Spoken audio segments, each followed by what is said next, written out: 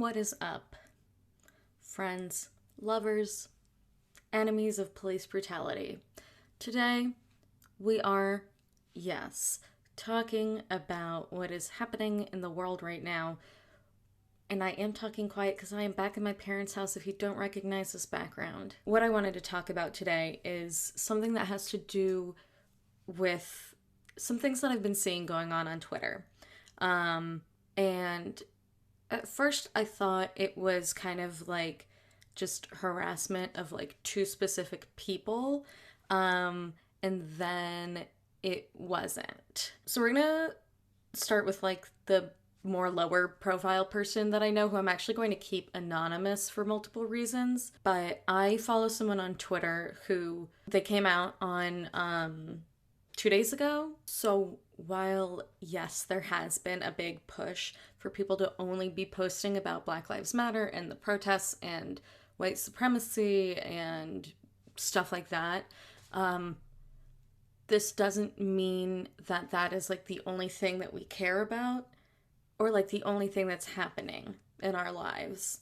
And so this person came out on Twitter, which is like their primary form of social media, and everyone in their mentions was basically bullying them to shut up. Not cool. The post has like been deleted, but I do have one of the comments that was posted on the apology that said person posted. Someone tweeted at them, "You have to listen to the people calling you out. Stop tweeting about you. Focus on sharing resources and helping inform others by like using your platform to boost voices. Take you out of the equation. We aren't the focus here." Which like is really chill and like not as harsh as like 99.9% of the other comments, which were on the original post, which I can't access. This was one, before the protests were the only thing in the news cycle. Important to note. And two, you just don't react to someone coming out by bullying them for not talking about a different thing that you want them to talk about.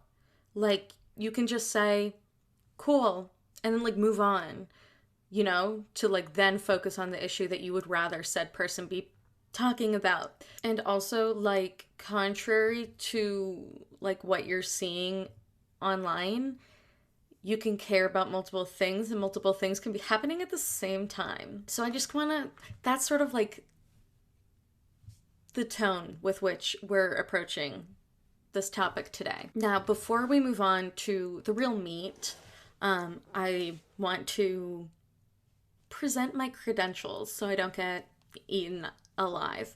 My current job is running social justice programming for college students.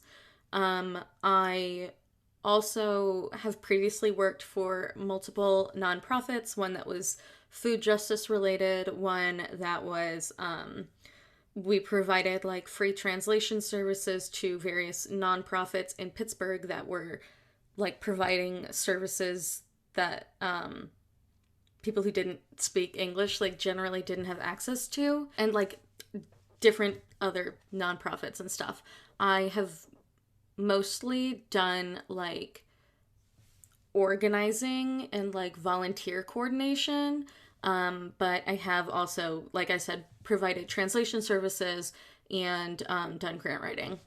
I have also done a little bit of like education work around advocacy, so if like, I just want it to be known that like I kind of know what I'm talking about before we get into it. So if you know me, which only like 3 people do, you would know that I have been watching all of Drag Race. Just all of it.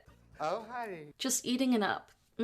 So delicious. Like most queer femmes, I have 2 favorite queens named Trixie Mattel and Katya, whose last name I cannot pronounce, so I'm not gonna even bother trying. Earlier this last week, they kind of like were receiving some backlash for other things that are now not important, or like they're not the primary concern. One had to do with like social distancing and one had to do with lip syncing. So, like, in the grand scheme of things, not really that big of a deal when we are also trying to think about and combat police brutality. Let me show you just like some of the posts that Trixie Mattel was posting. I saw more so like just a lot of critique being thrown at Trixie and less at Katya, and I think that is because Trixie was posting more. So Trixie posted this picture congratulating the most recent winner of Drag Race season 12, and the replies were basically flooded with this video of this one fan asking Trixie to talk about Black Lives Matter. But you did this for what? Why not? Why? Why not? Why, though? Now, I want us to take a second. I want to kind of unpack the situation more. So, Trixie Mattel is a drag queen. Trixie Mattel is not an advocate. That's not what she does for a living. That's not her main focus. You can be a drag queen and an advocate, and many people are, and you can choose to just do one. You know, like, you don't have to do both.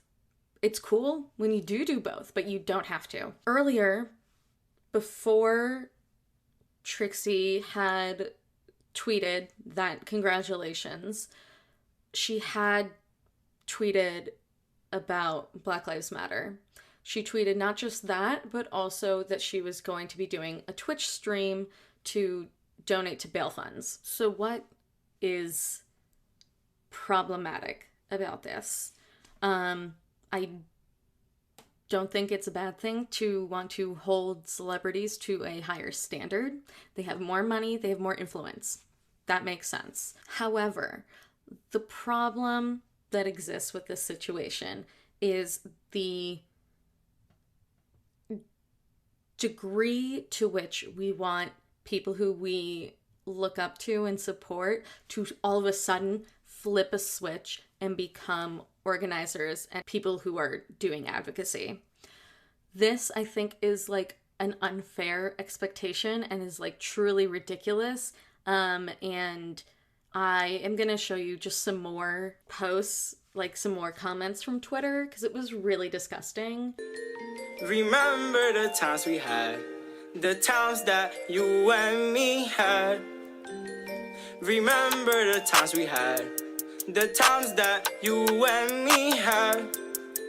And like, since like the first 2 days of protests, Trixie Mattel like has been tweeting like all of the time new information, like various like streams and stuff that she's doing.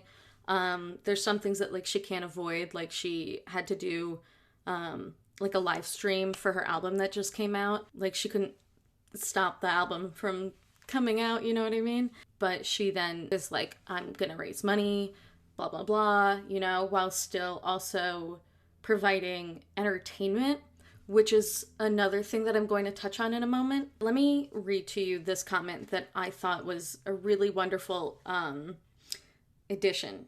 They took the words right from my mouth. Someone said, you, and that's another tweet image, Black Lives Matter. That's enough activism for today, I think. Not great at all. So then a fan commented underneath and says, what the fuck else do you want her to do? Y'all bullied her into speaking about it, she did. Now y'all saying she not doing enough? Give her a break. Not every tweet she makes needs to involve Black Lives Matter. You can support the movement whilst not constantly tweeting about it.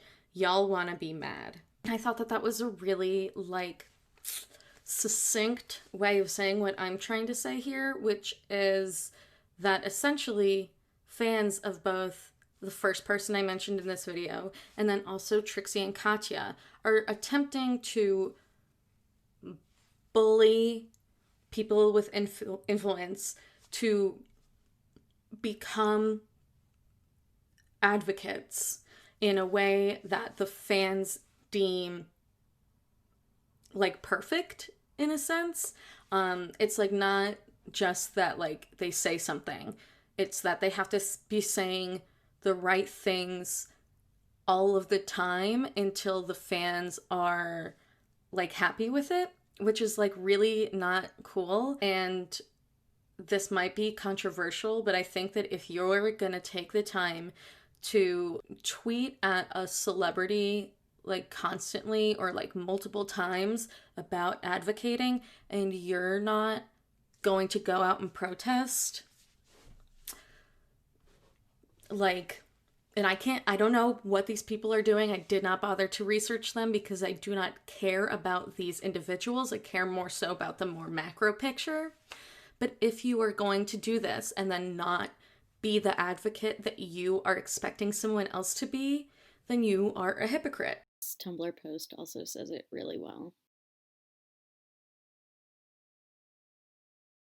And more so even because every single individual has the power to be this kind of advocate. Now, I'm not saying that people who have autoimmune disorders or any other disability that would place them at a higher risk for COVID-19 should be protesting right now. But I think these people also know to like use their individual power for education and donating, as opposed to bullying celebrities into being who you deem as appropriate. Does that make sense? I know you can't respond, but every time I think that I'm making sense, but I also think that I might be sounding crazy, that's what I say. And usually people are like, yeah, no, I get it, but I'm talking to a camera. What I find to be equally disturbing about sort of this situation of like bullying people with any level of audience into becoming advocates is that the impression that is then given to anyone who is reading these comments and mentions and blah blah blah is that you have to be all advocacy all the time and you aren't allowed to think about anything else, which is not true. So here's where my expertise comes in. There is a big problem with like advocacy fatigue and like burnout in terms of protesting and advocacy.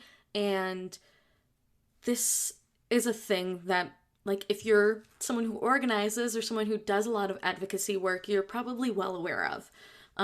However, the average individual almost definitely doesn't know this. I think these sort of like average normal people who don't make advocacy their entire lives are like understanding what's happening but not understanding how to effectively create change, which is really not helpful for anyone. And so I said this on Twitter and I'm like gonna say it again.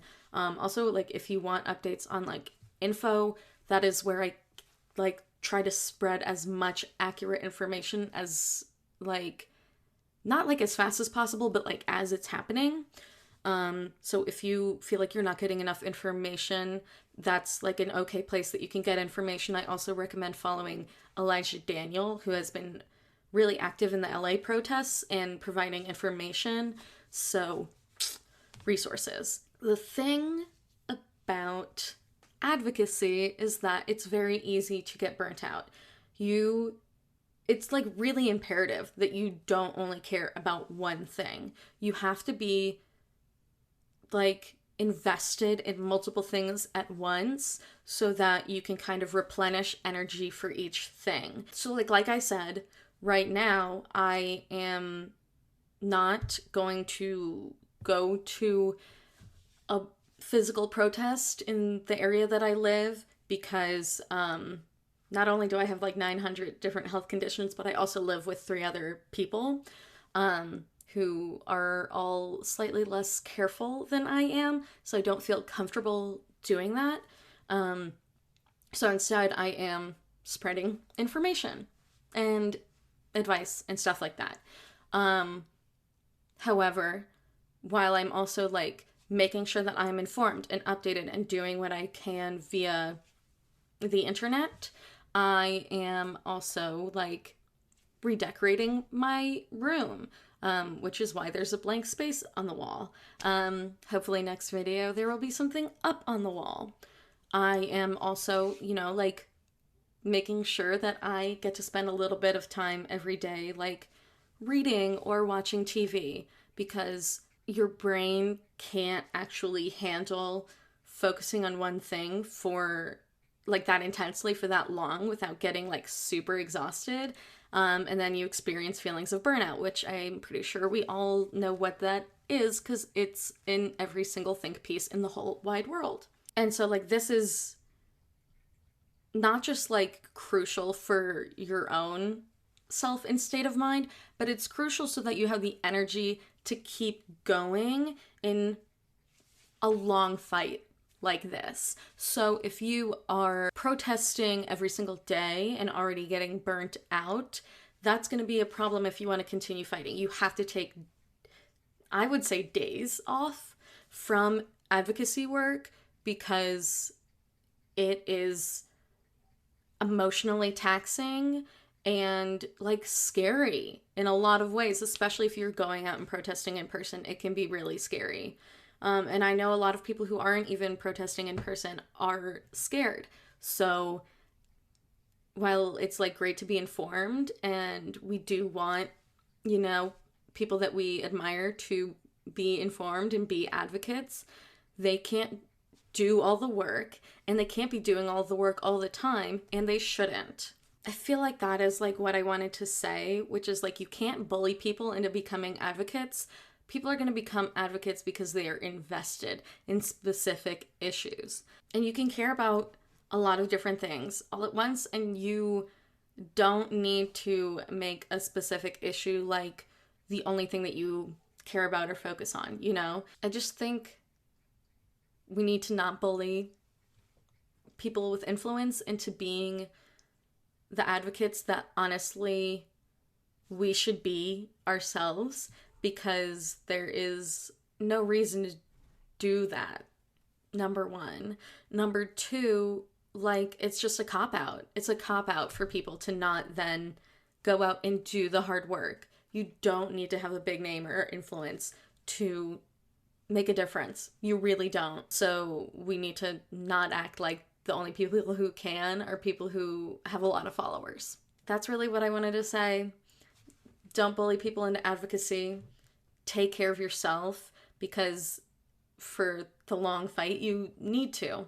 And every single one of us is capable of creating powerful, meaningful, lasting change together. But I thought it was really important because I was really disturbed about seeing this.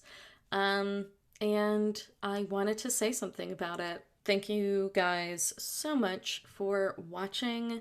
I will put some helpful links down below in terms of how you can help from home, because I'm pretty sure you know that you could just show up to a protest if you want to do stuff in person. Also, if you are protesting in person, make sure that you wear a mask and a bandana on top of your mask. Also get tested for the coronavirus, please, because the virus is still happening. People are still getting the virus and still dying, so be aware. You can follow all of my social media below. Like I mentioned previously, Twitter is where I spread the most information the most often and like the fastest, so do that. Also, most importantly, make sure that you are following Black people and listening to Black voices, because it's Black people's lives at stake, and so we need to make sure that we are listening and helping them in a way that is actually effective and helpful, and not making Black Lives Matter about white people, because it's not about white people. So thank you very much for watching, and I will see you next time. Mamma mia, here I go again. My, how could I resist you? Mamma mia, does it show again?